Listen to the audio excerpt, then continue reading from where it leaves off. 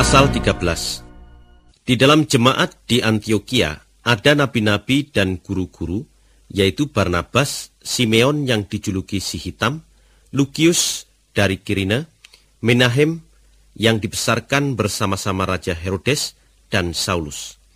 Ketika mereka sedang beribadat kepada Tuhan dan berpuasa, Roh Allah berkata kepada mereka, "Pilihlah Barnabas dan Saulus khusus untukku, supaya mereka mengerjakan pekerjaan yang sudah kutentukan untuk mereka." Setelah berpuasa dan berdoa, mereka meletakkan tangan ke atas Barnabas dan Saulus, lalu mengutus mereka berdua.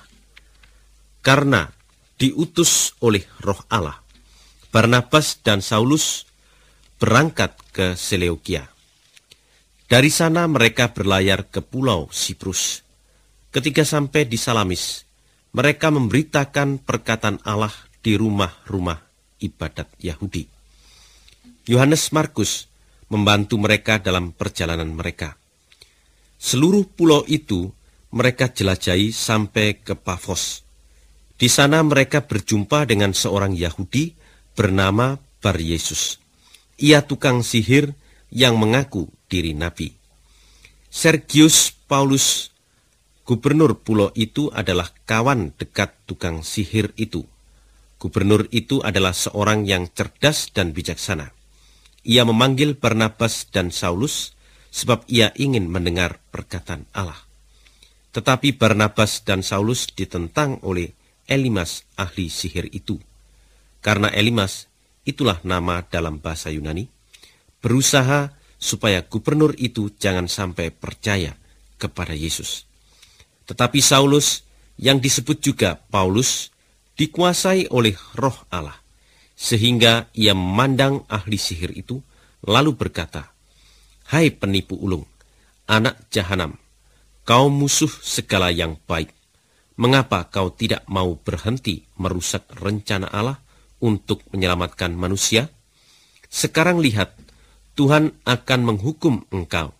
Kau akan menjadi buta, sampai kau tidak dapat melihat cahaya matahari lagi sementara waktu." Saat itu juga Elimas merasa ada kabut yang hitam menutupi matanya, sehingga ia berjalan meraba-raba mencari orang untuk menuntunnya.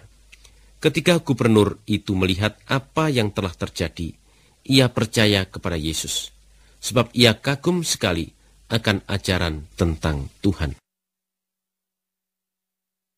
Dari Pafos, Paulus dan kawan-kawannya berlayar ke Perga di Pamfilia. Di situ Yohanes Markus meninggalkan mereka, lalu kembali ke Yerusalem. Dari Perga, mereka melanjutkan perjalanan ke Antiokhia di Pisidia. Kemudian, pada hari Sabat mereka pergi duduk dalam rumah ibadat. Setelah buku Musa dan buku nabi-nabi dibacakan, pemimpin-pemimpin rumah ibadat itu menyuruh orang bertanya kepada Paulus dan kawan-kawannya, "Saudara-saudara, kalau saudara punya sesuatu nasihat untuk orang-orang ini, silakan menyampaikan nasihat itu." Paulus pun berdiri, lalu memberi isyarat dengan tangannya, kemudian berkata, "Saudara-saudaraku bangsa Israel dan semua saudara-saudara yang lainnya di sini yang taat kepada Allah, coba dengarkan saya. Allah bangsa Israel sudah memilih nenek moyang kita dan menjadikan bangsa ini bangsa yang besar sewaktu mereka tinggal di Mesir sebagai orang asing. Kemudian dengan kuasa yang besar, Allah membawa mereka keluar dari Mesir. Ia bersabar terhadap tingkah laku mereka. Di padang gurun 40 tahun lamanya. 7 bangsa ia musnahkan di negeri Kanaan untuk membagi-bagikan negeri itu kepada bangsa Israel, supaya negeri itu menjadi milik mereka. Semuanya itu berlangsung 450 tahun lamanya. Sesudah pembagian negeri Kanaan itu, Allah memberikan kepada mereka hakim-hakim. Hakim terakhir ialah Nabi Samuel. Kemudian mereka minta seorang raja. Allah memberikan kepada mereka Saul anak Kis dari suku bangsa Benyamin untuk menjadi raja mereka selama 40 tahun. Setelah Allah menggeserkan dia dari kedudukannya, Allah mengangkat pula Daud menjadi raja mereka. Dan inilah yang dikatakan Allah tentang Daud. Aku sudah mendapati Daud, anak Isai, itu seorang yang menyenangkan hatiku. Ialah orang yang akan melaksanakan kemauanku. Dari keturunan Daud itulah Allah menyediakan bagi bangsa Israel seorang raja penyelamat, seperti yang telah dijanjikannya. Dan Yesus itulah raja penyelamat itu. Sebelum Yesus mulai menjalankan tugasnya, Yohanes sudah menyerukan kepada orang-orang Israel supaya mereka bertobat dari dosa mereka dan dibaptis. Dan menjelang akhir pekerjaannya, Yohanes berkata kepada orang-orang, "Siapakah saya ini menurut pendapat kalian? Saya bukan orang yang kalian tunggu-tunggu. Ingat, orang itu akan datang sesudah saya. Untuk membuka sepatunya pun saya tidak layak."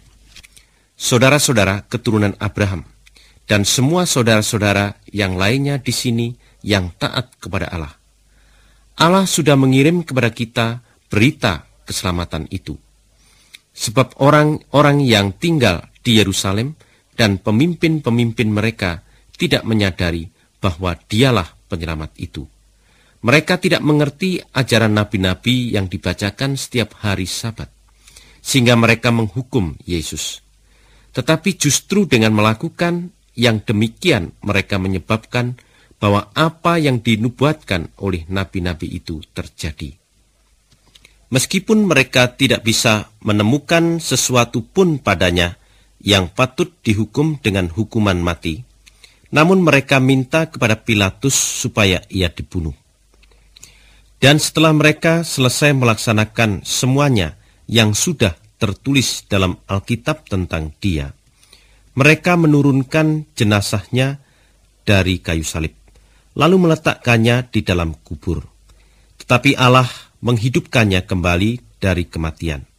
Kemudian berhari-hari lamanya ia datang memperlihatkan diri kepada orang-orang yang sudah datang dengan dia dari Galilea ke Yerusalem. Mereka itulah yang sekarang menjadi saksi-saksi untuk dia kepada bangsa Israel. Jadi sekarang ini kami menyampaikan kabar baik itu kepadamu.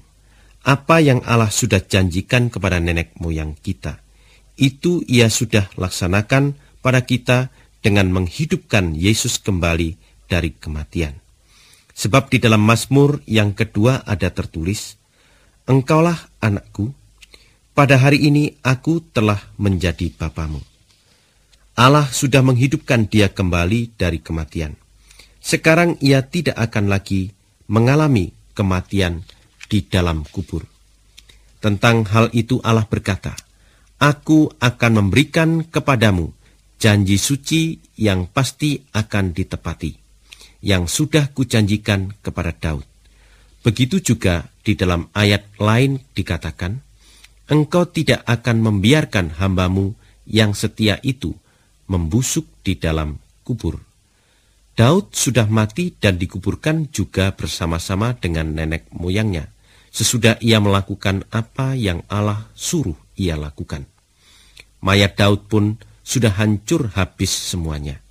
Tetapi Yesus, yang Allah hidupkan kembali dari kematian, Yesus itu tidak hancur habis.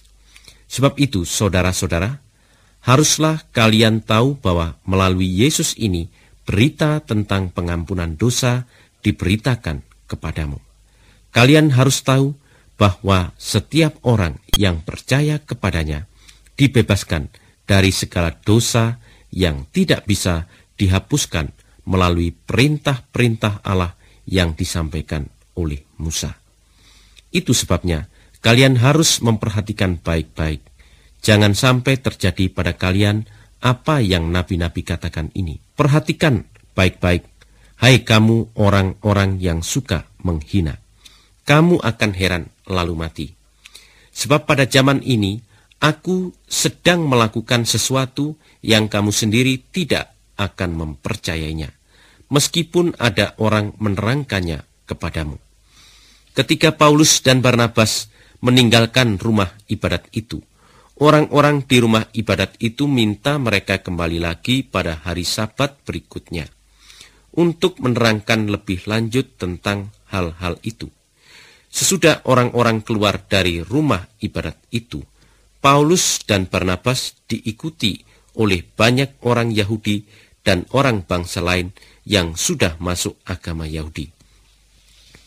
Maka rasul-rasul itu menasihati mereka supaya mereka terus bersandar pada rahmat Allah. Pada hari Sabat berikutnya, hampir semua orang di kota itu datang mendengar perkataan Tuhan. Ketika orang-orang Yahudi melihat orang banyak itu, mereka iri hati sekali.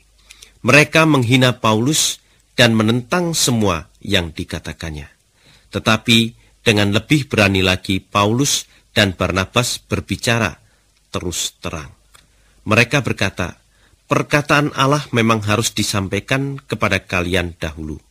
Tetapi karena kalian tidak mau menerimanya, kalian sudah menentukan sendiri bahwa kalian tidak patut menerima hidup sejati dan kekal. Dan sekarang kami meninggalkan kalian dan pergi kepada bangsa lain. Sebab inilah perintah Tuhan kepada kami. Tuhan berkata, Aku sudah menentukan kamu menjadi suatu terang bagi orang-orang bangsa lain yang bukan Yahudi, supaya kamu mendatangkan keselamatan kepada seluruh dunia. Pada waktu orang-orang bangsa lain yang bukan Yahudi mendengar itu, mereka senang sekali, lalu memuji-muji perkataan Tuhan. Dan orang-orang yang sudah ditentukan oleh Allah untuk mendapat hidup sejati dan kekal, orang-orang itu percaya.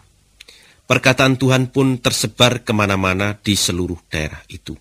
Tetapi pembesar-pembesar kota itu dan wanita-wanita dari golongan orang-orang tinggi yang takut kepada Allah dihasut oleh orang-orang Yahudi, mereka menimbulkan permusuhan terhadap Paulus dan Barnabas dan mengusir mereka berdua dari daerah itu.